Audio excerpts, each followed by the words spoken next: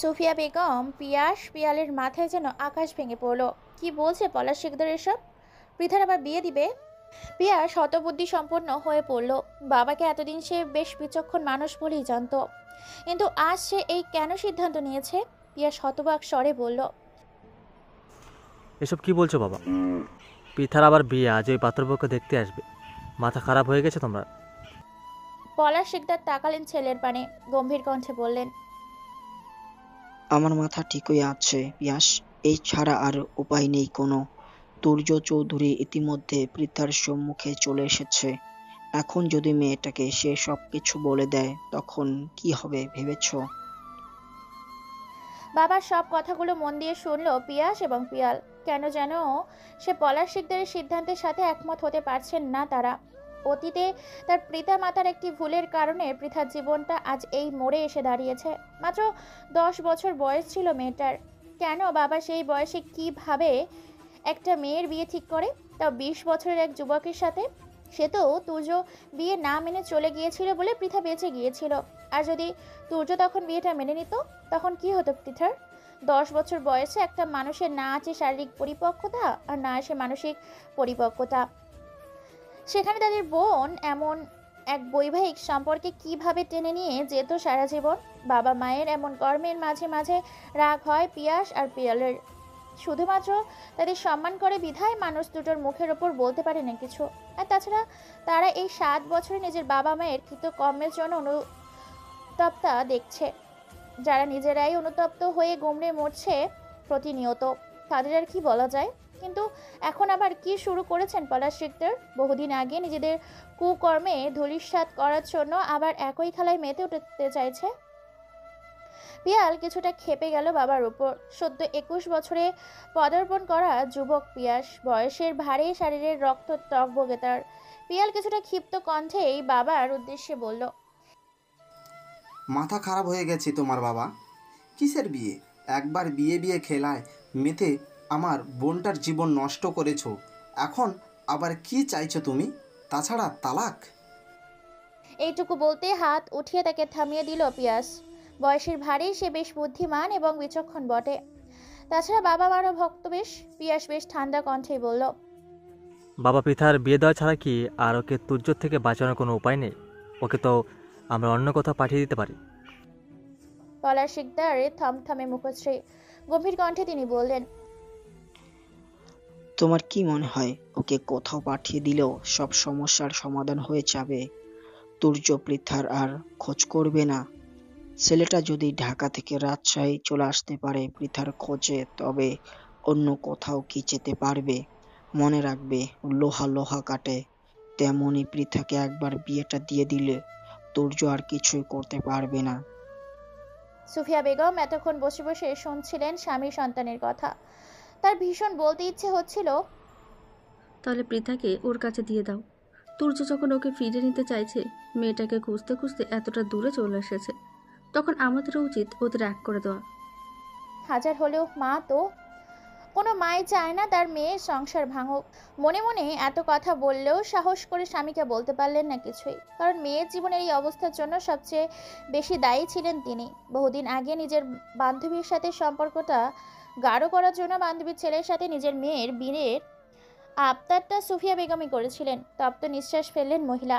একটু সাহস জুগিয়ে স্বামীকে বললেন, ওদের তো তালাক হয়নি এখনো, এর মধ্যে মেয়ের অন্যত্র বিয়ে দেওয়ার কথা ভাবাটাও কি অন্যায় নয়? পলাশ শিকদার তাকালেন স্ত্রীর পানে, থমথমে কণ্ঠে বললেন, অন্যায়? কিসের অন্যায়? অন্যায় তো করেছিল ওই তুর্য আমার মেয়েকে বিয়ের আসরে ফেলে গিয়ে। বিয়ের দিনই সে নিজের স্ত্রীকে ত্যাগ করেছিল। 7-8টা বছর আমার মেয়েটার কোনো খোঁজ খবর রাখেনি।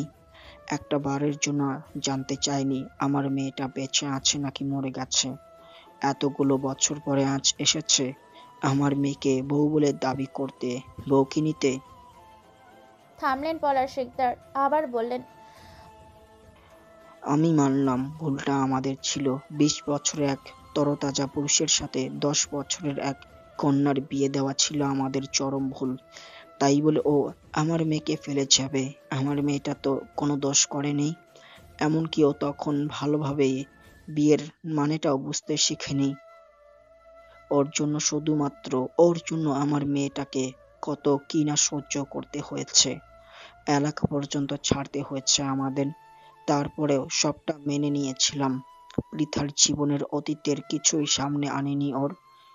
কিন্তু এখন তুর্য এসে কোথা থেকে জুটলো, আবার বউ বলে দাবি করছে আমার মেয়েকে।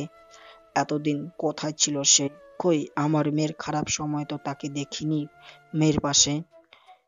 যাক, ধরে নিলাম বিয়ের দিনের ঘটনায় রেগে চলে গিয়েছিল, নিজের পাশে একজন নাবালিকা মেয়েকে মানতে পারেনি। কিন্তু তারপর কেন ও এই 7টা বছর আমার মেয়ের খোঁজ খবর নিল না? ও অন্তত একটা কল করে মাফ চাইতে পারতো সবার থেকে। একবার বলতে পারতো ও বিয়েটা মেনে নিয়েছে, তাহলে তো আর আমার মেয়েটা সমাজের চোখে ছোট হতে হতো না। সমাজ পরিবার বাজে মন্তব্য করার সুযোগ পেত না। পলাশ শিকদার থেমে গেলেন আবারও, একটু সময় নিয়ে বললেন, আমি সেই ছেলের হাতে আমার মেয়েকে কখনো তুলে দেব না, যে ছেলে আমার মেয়েকে বিয়ের আসরে ত্যাগ করেছিল। পলাশ শিকদারের প্রতিটা কথাই সত্য। এরপরে আর কিছু বলার থাকে না কারোরই। তবুও পিয়াস বলল, তাই বলে তালাক কিনা একটা মেয়েকে তুমি অন্যত্র বিয়ে দিতে পারো না বাবা। এমনিও ওদের বিয়ের রেজিস্ট্রি হয়নি, তখন পৃথার বয়স ছিল মাত্র 10। এত অল্প বয়সে বিয়ে আইন বহির্ভূত। সুফিয়া বেগম ইতস্তত করলেন, আমতা আমতা করে বললেন, তবুও তালাকের একটা ব্যাপার আছে, শরীয়ত মোতাবেক তো বিয়ে হয়েছিল তাদের। পলাশ শিকদার তীক্ষ্ণ দৃষ্টিতে তাকালেন স্ত্রীর পানে, তীক্ষ্ণ কণ্ঠেই বললেন, তা আমি বুঝে নিব। তালাক দেই, আমি বিয়ে দেব আমার মেয়ের। তবে পাত্রপক্ষ আজ সন্ধ্যায় পৃথাকে দেখতে আসবে, তা জেনে রেখো। পৃথা দাঁড়িয়ে আছে তুর্যের ফ্ল্যাটের দরজার সম্মুখে। ভেতরে ঢুকবে নাকি ঢুকবে না দ্বিধাদ্বন্দ্বে ভুগছে মেয়েটা। পৃথা দ্বিধাদ্বন্দ্বের মধ্যেই খুলে গেল দরজাটা। মেয়েটা প্রথমে ভড়কে গেলেও পরক্ষণে সামনে নিল নিজেকে। চোখ তুলে সম্মুখ পানে তাকিয়ে দেখলো তুর্য হাসি মুখে দাঁড়িয়ে আছে। পৃথা আমতা আমতা শুরু করলো, তবে সে কিছু বলার আগে তুর্য বলল, এত দেরি করলে কেন? সেই কখন থেকে তোমার অপেক্ষা করছি। পৃথা ভুরু কুচকালো, কপালে ভাঁজ ফেলে বলল, আপনার সাথে কথা বলার বড়জোর 15 মিনিটের মধ্যেই এসেছি আমি। এটা দেরি? তুর্য মৃদু হাসলো, অতঃপর বলল, তোমার অপেক্ষার কাটানো প্রতিটা মুহূর্ত যে কতটা বেদনাদায়ক, তা যদি তুমি একটাবার বুঝতে, তবে আর আমাকে কোনো প্রশ্ন করতে না। কথার ইতিতে গিয়ে তপ্ত নিঃশ্বাস ফেললো ছেলেটা। দরজা থেকে সরে গিয়ে আবার বলল, এসো ভিতরে এসো। পৃথা ভেতরে গেল। কাঁধের ব্যাগটা বসার কক্ষে সোফাতে রাখতেই তাকে তাড়া দিল তুর্য। ছটফটে কণ্ঠে বলল, বসবে পরে, আগে রান্না করে চলো। পৃথা ভ্রু কুচকালো, সন্ধিয়ান কণ্ঠে বলল, রান্নাঘরে কেন যাব? আমি কিন্তু রান্না টান্না একদমই পারি না। আপনি যদি আমাকে এখানে রান্না করার উদ্দেশ্যে এনে থাকেন, তবে বলে রাখি, আপনি ভুল স্থানে ভুল কার্যকর্ম চালাতে চাচ্ছেন। পৃথার কথায় তুর্যের শরীর দুড়িয়ে হাসলো। রান্নাঘরের দিকে যেতে যেতে বলল, তোমাকে রান্না করতে হবে না, আমি রান্না করব, তুমি চেয়ে চেয়ে শুধু দেখবে। এসো তাড়াতাড়ি। পৃথা অবাক হলো, অবাক সুরেই প্রশ্ন করলো, আপনি রান্নাও করতে পারেন? পারি তো, ইংল্যান্ডে যখন ছিলাম তখন তো একা একা রান্না করেই খেয়েছি। পৃথা হাসলো তৎক্ষণাৎ, মুখে হাত দিয়ে বলল, আপনি ইংল্যান্ডে থাকতেন? তবে তো আপনাকে ব্রিটিশদের বংশধর বলে ভুল করিনি। তুর্য শীতল দৃষ্টিতে তাকালো পৃথার পানে, মৃদু হেসে বলল, তুমি কখনো ভুল করনি, যা ভুল ছিল আমার ছিল, আর তার শাস্তিও বুক করছি ভীষণ বাজেভাবে। পৃথার ওষ্ঠের হাসি উবে গেল। নরম দৃষ্টিতে সে তাকালো তুর্যের পানে, কোমল কণ্ঠে শুধালো, কি ভুল করেছিলেন আপনি? তুর্য হাসলো আবারও, ভীষণ সূক্ষ্মভাবে এড়িয়ে যেতে চাইল পৃথার প্রশ্নটা। একটা ঝুড়িতে কিছু চাল নিয়ে সে হাতে ধরিয়ে দিল মেয়েটার, মুখ বাঁকিয়ে বলল, আমি রান্না করব আর তুমি শুধু বসে বসে খাবে, তা তো চলবে না। চালটা ধুয়ে নিয়ে এসো তাড়াতাড়ি। পৃথা কথা বাড়ালো না, বাধ্য মেয়ের মতো চাল ধুতে শুরু করলো। খানিক সময়ের ব্যবধানে চাল ধোয়া শেষ করে মেয়েটা খেয়াল করলো তুর্য একটা ছুরি দিয়ে সবজি কাটছে। পৃথা এগিয়ে গেল সেদিকে, তুর্যকে বলল, দিন, আমি করছি, আপনি বরং রান্না চাপান। তুর্য সাথে সাথেই নাকচ করে দিল পৃথার এই প্রস্তাব। সবজি কাটতে কাটতেই বলল, তার কোনো প্রয়োজন নেই। পরে দেখা যাবে সবজির বদলে ছুরি নিজের হাতে চালিয়ে দিয়েছো। পৃথা দৃষ্টি তীক্ষ্ণ হলো। সে মানল না তুর্যের কথা, বরং ছেলেটার হাত থেকে ছুরিটা কেড়ে নিয়ে বলল, সরুন, আমি কাটছি। তুর্য এবার আর কিছুই বলল না। সবজি কাটার দায়িত্ব সে পৃথাকে দিয়ে গেল রান্নার দিকে। মেয়েটা সবজি কাটছিল আর চোখে দেখছিল তুর্যকে। চুলার আছে ছেলেটার ফর্সা মুখটা কেমন রক্তিম বর্ণ ধারণ করেছে। কপালে বিন্দু বিন্দু ঘামের উৎপাত দেখা যাচ্ছে। আবার মাঝে মাঝে ঠোঁট কামড়ে রান্নার অবস্থা পর্যবেক্ষণ করছে। পৃথা যেন তুর্যের এই রূপেই হারিয়ে গেল মুহূর্তেই। মুগ্ধ হলো তার দৃষ্টি। এতদিন ঝগড়ায় ঝগড়ায় নিজের ক্রাশ খাওয়াকে দমিয়ে রাখলেও আজ আর পারল না। ছোটখাটো একটা ক্রাশ খেয়েই বসল, আর সাথে সাথে বেখেয়ালি নিজের হাতটাও কেটে বসলো অবশেষে। আহ! সে সত্যিই তুর্যকে দেখতে গিয়ে সবজির বদলে হাতে ছুরি চালিয়ে দিয়েছে। তবে খুব বেশি কাটার আগেই লাফিয়ে দূরে সরে গেল মেয়েটা। কণ্ঠে তুলল আহ! মূলত ব্যথা তোর্ধ্বনি। হকচকল তুর্য। চুলার দিক থেকে পাশ ফিরে তাকিয়ে পৃথার বাম হাত কেটে লাল রক্তের আভাস দেখা গিয়েছে। অস্থির হয়ে উঠল ছেলেটা। দ্রুত এলো পৃথার নিকট। মেয়েটার কাটা হাতখানা ধরে বিচলিত কণ্ঠে বলল, কি হয়েছে দেখি? তুর্য আকস্মিক স্পর্শে কিছুটা অপ্রস্তুত হলো পৃথা। সে নিজের হাতটা সরিয়ে নিতে চাইল ছেলেটার হাত থেকে। আমতা আমতা করে বলল, কিছু হয়নি। হাত নিয়ে পৃথার মোড়ামুড়িতে বিরক্ত হলো তুর্য। চোখ গরম করে সে তাকালো মেয়েটার বানে। চুপসে গেল পৃথা, আর নিজের হাত টানাটানি করলো না। তুর্য কিছুটা সময় নিয়ে বিচলিত ভঙ্গিতে পর্যবেক্ষণ করলো পৃথার হাতের আঙুলটা। অতঃপর হুট করে কিছু না বলে কক্ষ থেকে বেরিয়ে গেল। খানিক সময় অতিবাহিত হতেই আবার হন্তদন্ত হয়ে ফিরে এলো হাতের প্রাথমিক চিকিৎসার একটি বক্স নিয়ে। পৃথার মুখোমুখি দাঁড়িয়ে বলল, হাতটা দাও তাড়াতাড়ি, ওষুধ লাগাতে হবে। পৃথা অবাক হলো। সামান্য এইটুকুই তো কেটেছে। বেশি কাটার আগেই হাতটা সরিয়ে ফেলেছিল মেয়েটা। এইটুকু কাটাই আবার কি ওষুধ লাগাবে? তাছাড়া এসব ওষুধ পৃথার পুরো বিপরীতে চলাচল করে। এই ঔষধ নামক পদার্থ দুই চোখে সহ্য করতে পারে না। তার উপর এই ঔষধ কাটা স্থানে লাগলে জ্বলবে। পৃথা নিজের হাতটা দিল না, বরং আরও গুটে নিল। ঢোক গিলে বলল, এসবের কি প্রয়োজন? একটুই তো কেটেছে। তুর্য তীক্ষ্ণ দৃষ্টিতে তাকালো পৃথার পানে। অতঃপর নিজে থেকেই মেয়েটার হাতটা টেনে নিল নিজের দিকে। বক্স থেকে ওষুধ বের করতে করতে বলল, তা আমি বুঝে নেব, ছোট মানুষ তুমি, এত বুঝতে হবে না তোমাকে। তুর্য নিজের দায়িত্বে পৃথার হাতে ওষুধ লাগাতে শুরু করলো। সাথে সাথেই হাত জ্বলে উঠল মেয়েটার। হাতটা একটু টেনে কণ্ঠে ব্যথাতুর ধ্বনি তুলল, বলল, আহ! লাগছে। তুর্য নিজের হাত থামিয়ে দিল। ওষুধ লাগানো বন্ধ চোখে তুলে তাকালো পৃথার পানে।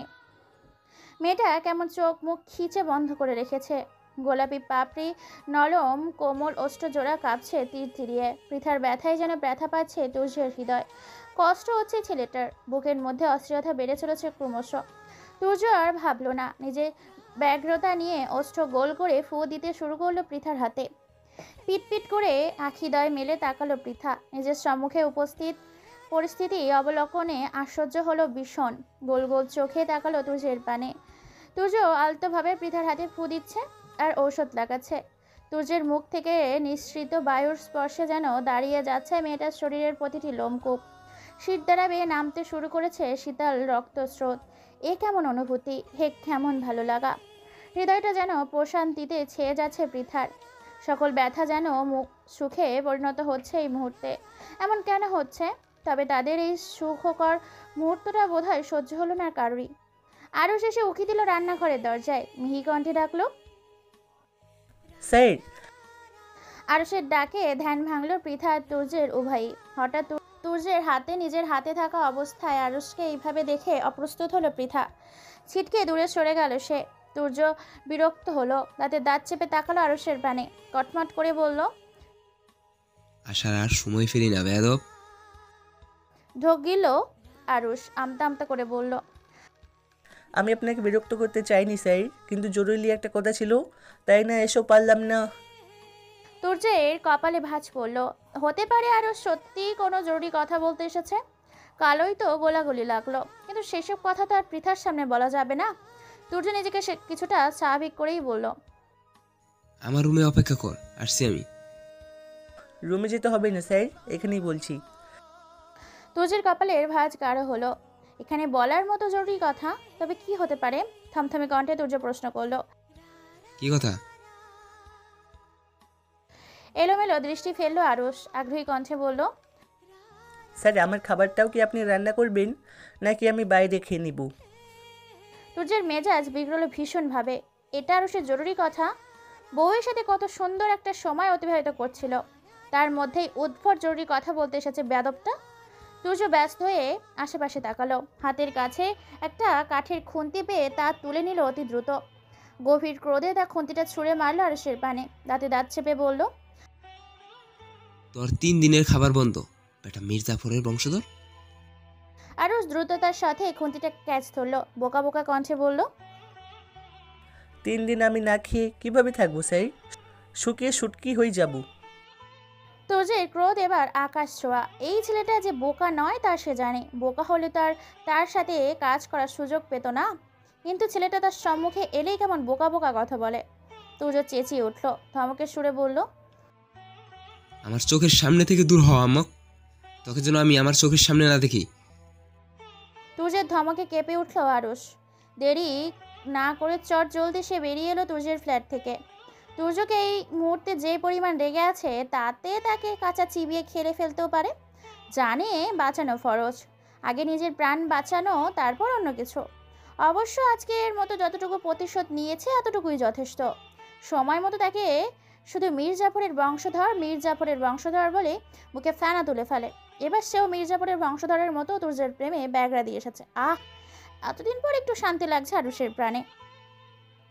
আরুষ চলে যেতেই তুর্য আবার আগের রূপে ফিরে এলো। তবে এবার সে ওই সবজি টবজি কাটা বাদ দিল, নামলো বিরিয়ানি রান্না করার পর্বে। সে সবজির জন্য তার বইয়ের হাত কাটলো, আর সেই সবজি সে খাবেই না। পৃথাকে আর কোনো কাজে হাত লাগাতে দিল না তুর্য। মেয়েটা আগ বাড়িয়ে কোনো কাজ করতে লাগতে গেলেও ধমকে দিল। হুঙ্কার তুলে বলল, হাত কেটে শান্তি হয়নি, এবার গলা কাটতে চাইছো নাকি? তুর্যের এমন তর্জন গর্জনে আর কোনো কাজে হাত লাগালো না পৃথা। শুধুমাত্র উকি ঝুঁকি মেরে কয়েকবার তাকালো বিরিয়ানি রান্নার পানে। তুর্য রান্নার কাজ সামলাতে সামলাতে পৃথাকে বলল, খিচুড়ি, বিরিয়ানি, গরুর মাংস, পায়েস এগুলো শিখে রেখো, আমার প্রিয় খাবার এগুলো।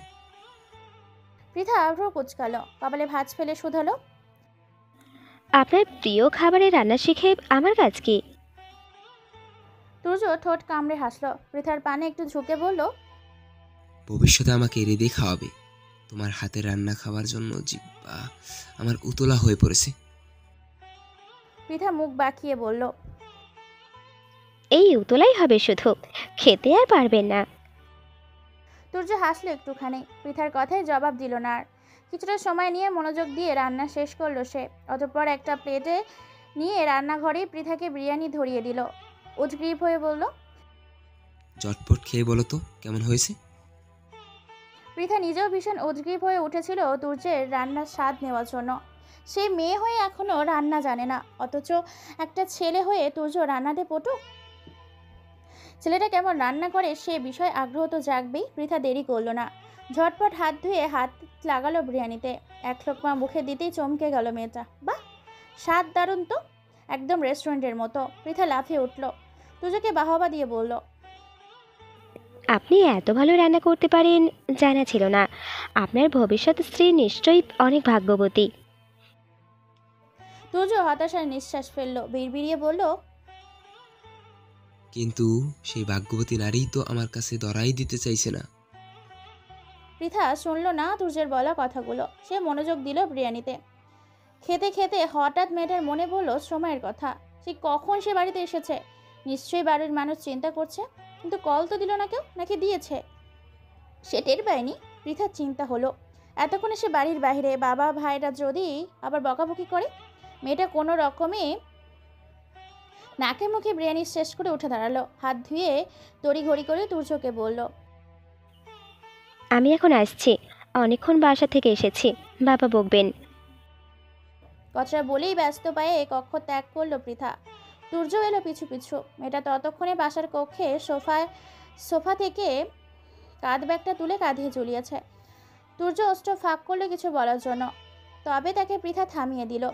আসছি বলে তড়িঘড়ি করে হাঁটা ধরলো দরজার দিকে। তবে দরজা পর্যন্ত যেতেই কি মনে করে থমকে দাঁড়ালো। পিছু ফিরে আমতা আমতা করে বলল, তাড়াতাড়ি খেয়ে নেবেন। কণ্ঠে তোলা বাক্যের সমাপ্তি ঘটিয়ে আর 1 সেকেন্ডও জন্য দাঁড়ালো না পৃথা। তাড়াহুড়ো করে বেরিয়ে গেল। তুর্যের রোস্টে হাসি ফুটে উঠল। যাক, তার বউ অন্তত তার খবর রেখেছে, মনে রেখেছে তার খাওয়ার কথা। এই মুহূর্তে এর থেকে আর বেশি কি চাই। দিন গড়িয়ে সন্ধ্যা প্রায়। আকাশের সূর্যটা হেলে পড়েছে এক কোণে, রক্তিম বর্ণ ধারণ করে সে প্রায় ডুবুডুবু। তুর্য ড্রয়িং রুমে বসেই ল্যাপটপে কি যেন করছিল। এর মধ্যেই কোত্থেকে হন্তদন্ত হয়ে হাজির হলো আরুষ। হাঁপাতে হাঁপাতে বলল, স্যার, সর্বনাশ হয়ে গেছি। তুর্য আরুষের পানে তাকালো না, ল্যাপটপের পানে দৃষ্টি রেখেই বলল, দুপুরে তুই আমার যে সর্বনাশ করেছিস এর থেকে বেশি সর্বনাশ হয়েছে। আরুষ বিচক্ষণ ভঙ্গিতে মাথা নাড়ল, কণ্ঠে জোর দিয়ে বলল, আলবাত হয়েছে। সর্বনাশে বিধ্বংসী সর্বনাশ হয়ে গেছে স্যার। তুর্য ভ্রু কুচকে তাকালো আরুষের পানে, থমথমে কণ্ঠে প্রশ্ন করলো, কি হয়েছে? আপনার শ্বশুর কোনো এক শিয়ালের সাথে আপনার মুরগির বাচ্চার মতো বইয়ের বিয়ে ঠিক করেছি। তুর্য থমকালো। কি বললো আরুষ এটা? পৃথা অন্য কারোর সাথে বিয়ে? যে মেয়েকে অন্য কারোর সাথে সে কল্পনা পর্যন্ত করতে পারে না, তার বিয়ে? তুর্যের বুকের ভেতরটা মুচড়ে উঠল। সে ভেবেছিল পলাশ শিকদার বা পৃথার পরিবার তাকে মানবে না, ঝামেলা করবে, কিন্তু বিয়ে পর্যন্ত যাবে এ কথা তো কল্পনাতেও করেনি। তাছাড়া পৃথার সাথে তার তালাক হয়নি। তালাকহীনা একটা মেয়ের বিয়ে ঠিক করলো কিভাবে? তুর্যের চেয়াল শক্ত হলো, চোখ দুটো রক্তিম বর্ণ ধারণ করলো মুহূর্তেই। হাড় দুটো মুষ্টিবদ্ধ করে দাঁড়ালো সে, দাঁতে দাঁত চেপে বলল, কোন রাজাকারের এত সাহস আমার বউকে বিয়ে দিবে? আমি তুর্য চৌধুরী আজ এই মুহূর্তে আমার শ্বশুরের বিরুদ্ধে বউ মুক্তিযুদ্ধের ঘোষণা দিলাম। থামলো তুর্য, আবার বলল, এবারের সংগ্রাম বউ পাওয়ার সংগ্রাম, এবারের সংগ্রাম বউ মুক্তির সংগ্রাম। ভাইয়া যখন হয়েছি, ভাইয়া আরও হব, তবু বউকে মুক্তি করে ছাড়বো ইনশাল্লাহ। তোদের যার কাছে যা আছে তা নিয়েই যুদ্ধে ঝাঁপিয়ে পড় আরস। তুর্যের কথা শুনে আরুষ তড়িঘড়ি করে নিজের প্যান্টের পকেটে হাত ঢুকালো। 2 পকেট তন্ন তন্ন করে খুঁজে পকেটের পাতলা কাপড় বাইরে বের করলো। অসহায় কণ্ঠে বলল, আমার কাছে আপাতত কিছু নেই স্যার,